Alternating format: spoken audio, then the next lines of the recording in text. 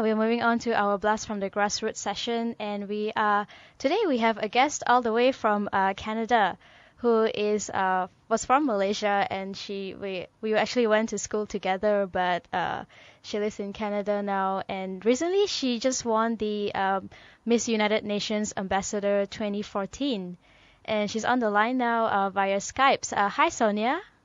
Hi, Sonia. everyone. Hi, how are you? I'm good. How are you guys? We're doing great. Yeah, doing great. How's Canada weather there? Oh, it's not cold, so that's good. It's very hot right now, but usually gets down to -50. So I think you guys should come visit me here Oh yeah, and bring me sure. some nasi lemak. I bet you're missing it right now. Oh, I am. Do you easily get Malaysian food there? In Vancouver and Toronto, you can easily get Malaysian food, but not in the city that I live in. But there's a lot of Indonesian food, so that's a good substitute for Malaysian food. Okay, you live in Winnipeg, right? Yes. Okay. So tell us about your experience. How did you come about joining this Miss United Nations? Was it open to everybody, or did you need to have a certain qualification? Okay. So, Miss United Nations ambassadors, anyone can apply as long as you have the requirements that you can meet. The requirements are the ability to showcase humanitarian commitment to your community. Uh-huh. And when I applied, I hear some music. I don't know if it's from my end or your end, but when I applied, they did an extreme background search on me, and to see if I was a suitable candidate to join or not. And then from the other candidate who joined for the national title, they picked the candidate that was most suitable to pursue and forward their motive through the pageant. And the reason why I applied was because one day I was sitting at a coffee shop and I overheard two young girls talking about their appearances and how they were saying that, you know, they don't find themselves pretty enough, and how they wish they could alter their appearances. And I thought that was just silly. They look perfectly fine to me. And then I started thinking that, you know what, I have a lot of sisters, I have a lot of cousins, and I don't want them thinking that they were not pretty because they don't look like the girls in the magazine. For some time now, our society has told us that the perfect woman possesses a certain figure and height. And this stereotype is being overly used in magazine, television, and other forms of social media. And because of that, we tend to believe that external beauty defines us as a person.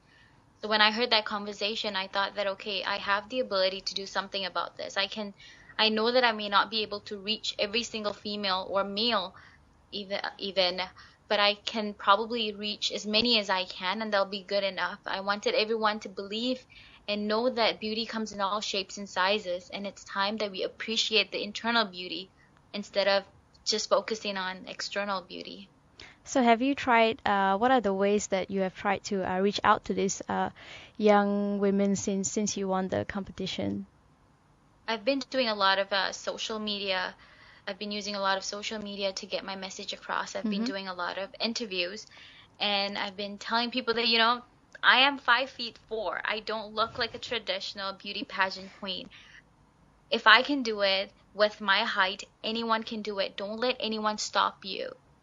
And I know that a lot of this interviews that I've been doing has been being shared across the country and across the world, in fact. I've had so many messages that I've been receiving from Malaysia, from Thailand, from China, from India, and Canada, telling me their stories and how they are starting to believe in themselves, and they're opening up doors for themselves that they thought were once closed. Yeah, talking about the UN beauty pageant, I'm just wondering, like, how the UN beauty pageant differ from other beauty pageants that, you know, that's all around us. Okay, the United Nations pageant is an independent international pageant that focuses on internal beauty and a person's community service involvement. They don't look for ambassadors that are physically perfect or anything like that. They look for ambassadors who are able to inspire and make a change in the world. So were you involved in a lot of community project before you joined the pageant? I've actually been, I've never thought of entering the pageant until I Mm. heard of those two young girls talking in the coffee shop. But before that, I was very involved from beginning. From when I was in Malaysia, I was involved within the community, sorry.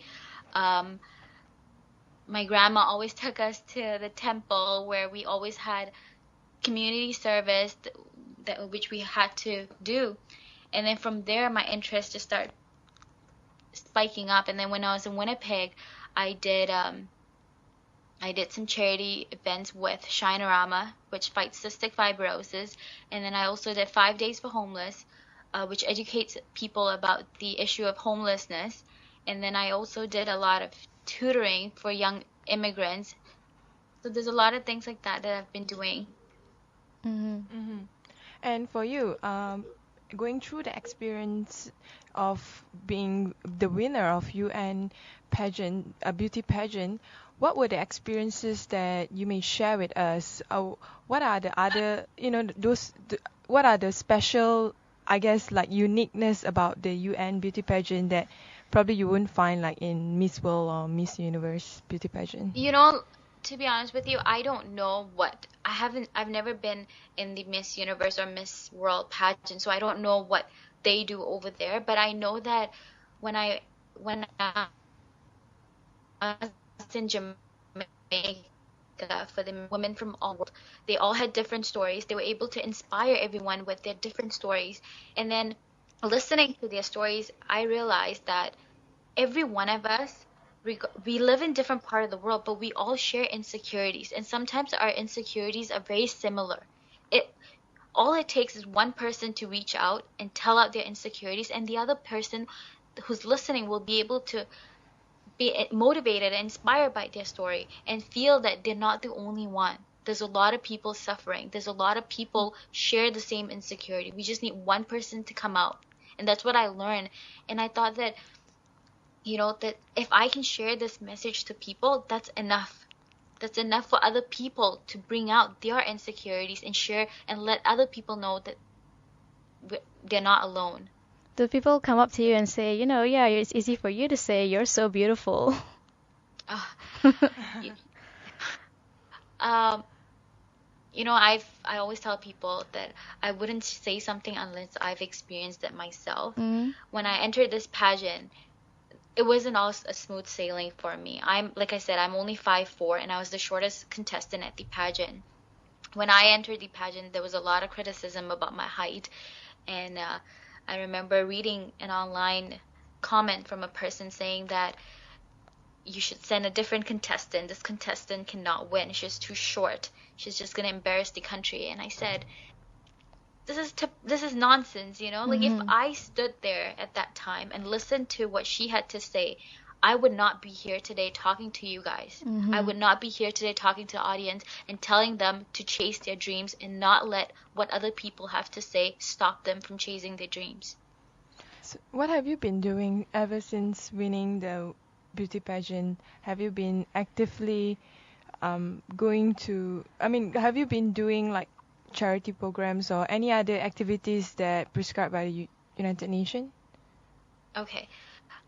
So I've only been back for a couple of weeks now. I've been doing a lot of appearances. I've been I've been reaching out to smaller community groups starting, and then right now it's summer, so school's off. But then in 2 weeks, schools will be starting, and I'll be starting to make appearances in schools, in middle schools and high schools, and talk to young girls there and tell them that, look at my crown.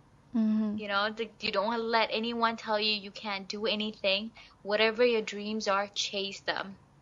Anything is possible. Just because in the past no one has done it doesn't mean you can't do it. There's a famous story that the pool noodle. There's a millionaire somewhere who invented the pool noodle. No one invented that before. So just because someone has never done it before doesn't mean you can't do it. So you're currently studying Bachelor of Commerce. You're pursuing your degree in the University of Manitoba. Is that right? That's right. I submitted my last time until I'm made of Bachelor of Commerce. And how do you think that this can help you in the future, in line with your goal to help these people out? So my long-term goal is to either open up my own charitable foundation or help extend a charity foundation. And I think that by having a business degree, I'm able to learn how to communicate and contact and network with people very well. And I'm also a accounting major, so I'm able to do a lot of my business work in terms of my foundation well enough to expand it. I plan on, with my charitable foundation, hopefully in future, I would like to empower young women, any kind of woman, like any age woman basically, to start their business, go to school, learn. And I think that when a woman is educated, she doesn't only educate herself, she educates her children and her husband and her family. So what I would like to do is, there's actually a program, Doctors Without Borders. I would like to do something similar like that. I would like to work with actually medical schools and have students go around the community and tell people the benefits of taking care of yourself. How do you take care of yourself? How do you take care of your children? And then also having commerce students going around the community and telling people how to start their business, how to expand what they're doing so that they're economically benefiting themselves too. So that's my long-term goal. And do you plan to only do it in Canada, or do you also intend to come back to Malaysia and probably reach out to the young women over here? Because I think over here the skin color issue, as you probably already know, people are really obsessed with light skin and all that. That's true. No, actually, I'm not just looking to reach out in Canada. I'm looking to reach out to women everywhere around the world.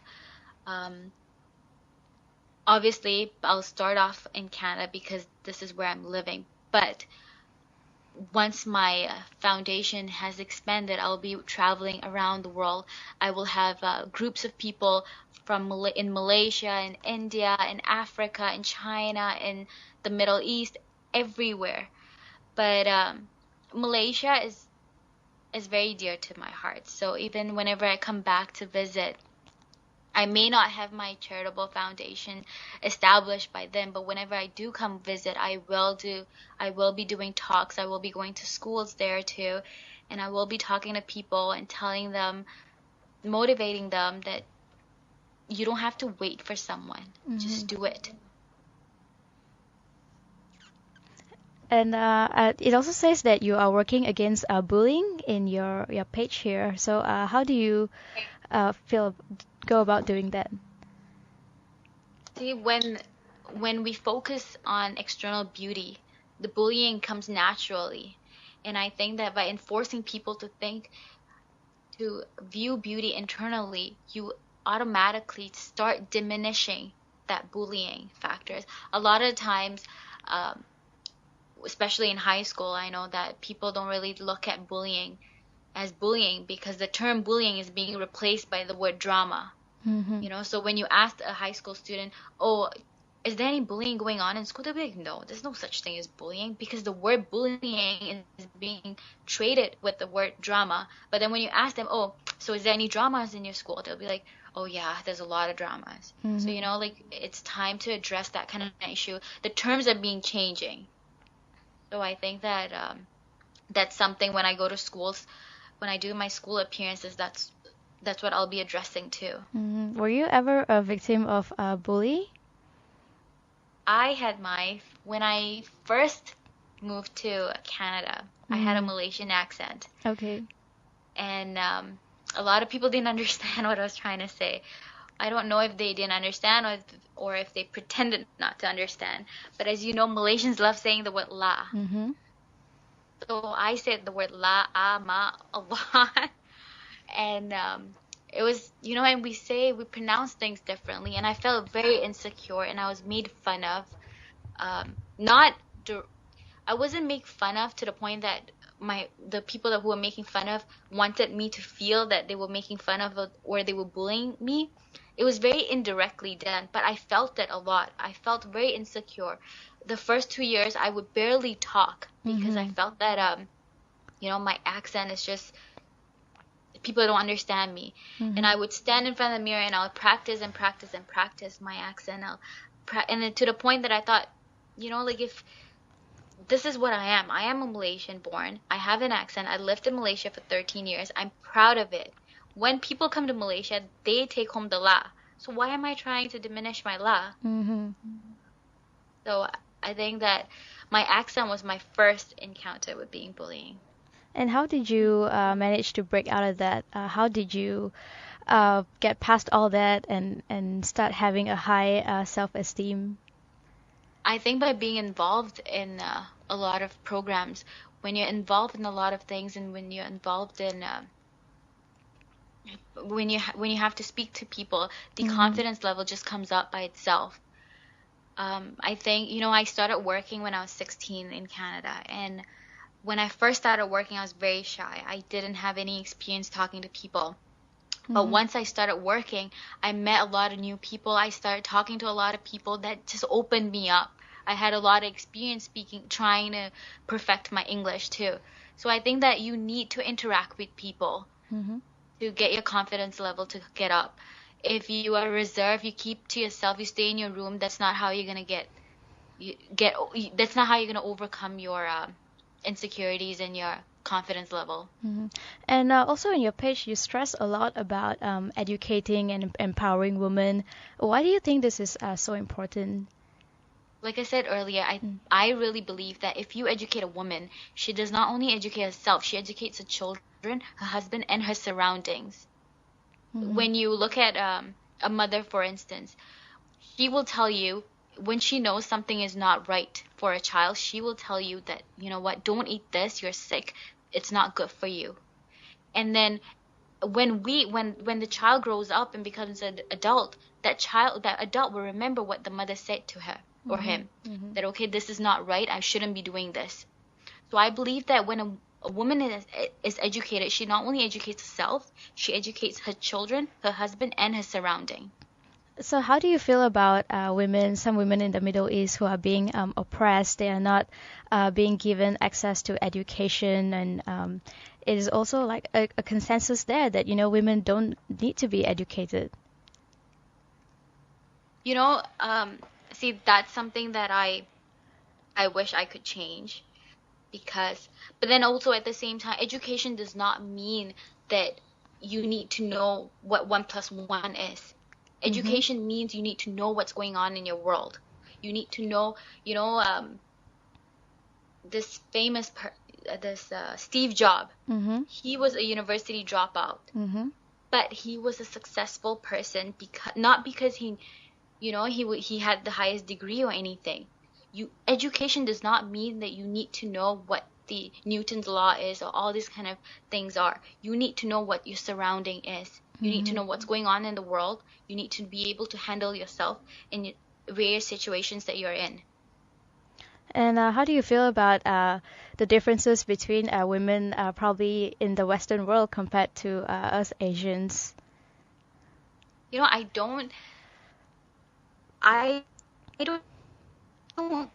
think that there's a lot of difference. I mean, Asian women and Western women are equally powerful. They have their own mind. They can do whatever they want, and there's nobody to stop them.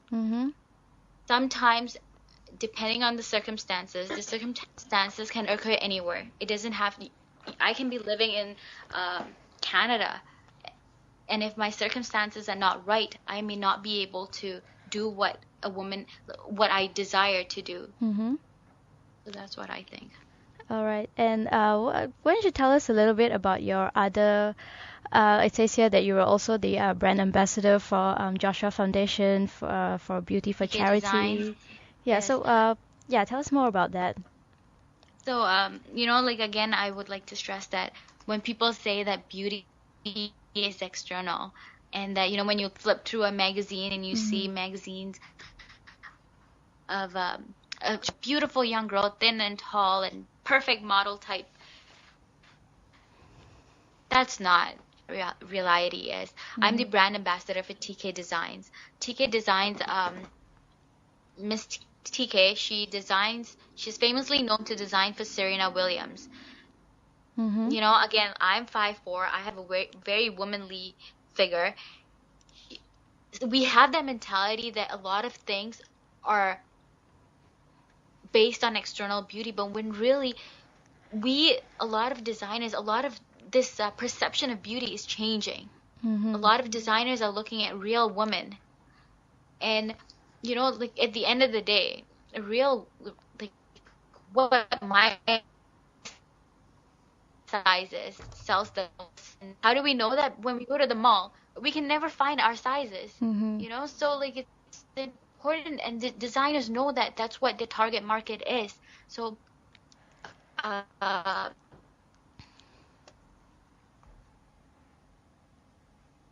think that it's, don't have to be a brand ambassador, you don't have to be a certain figure. And when it comes to Joshua Foundation is actually a very young kid. I think he's not even he's maybe a teenager now, but his story was that he took money. I think he had money from his mom or his grandmother, and he went and he saw a few homeless people and said that, you know, I have this money, maybe I should just feed them. And he did. And then he came back to his parent and he said that can we not take all these homeless people home and feed them? But let's see what we can do. So a child, he runs this foundation, this charity foundation, where he feeds a lot of people daily. Homeless people, young people, homeless people in Miami, Florida, and his foundation is actually rising really quickly. And you know, that just shows to prove that you don't have to be a certain age to start thinking about the future. You don't have to be a certain age to start thinking about being involved in community service. So these are. I have a question for you regarding on community service and the situation in Canada. I mean, you mentioned certain issues regarding on the homelessness. I'm just wondering, like, as a representative from the UN of the beauty pageant, would you somehow work with the government or lobby with the government or do something to somehow highlight certain key social issues in your country? Absolutely, I would love to do that. And you know, like, my whole point before I did the 5 days of homeless, I was very ignorant of this topic. Like, I have absolutely no shame in saying that I was ignorant about the homeless issue. I thought when I saw a homeless person on the street, I would say, why can't this person get a job at McDonald's? Why is it so hard for this person to get a job anywhere? But then when I did the 5 days for homeless campaign, and we actually got 5 students who volunteered to sleep outside for 5 full days without a shower, without anything. The only meal they were able to consume was anything donated to them. And at the end of the 5 day, we organized for an interview for them to see how they would perform in an interview. And I realized and I learned that when you don't have an access to a computer, you haven't showered for days, you don't smell good, your hygiene is really weak, who is going to hire you? No one will hire you if you don't look presentable. And it's very hard for people that are homeless to find jobs because of that issue.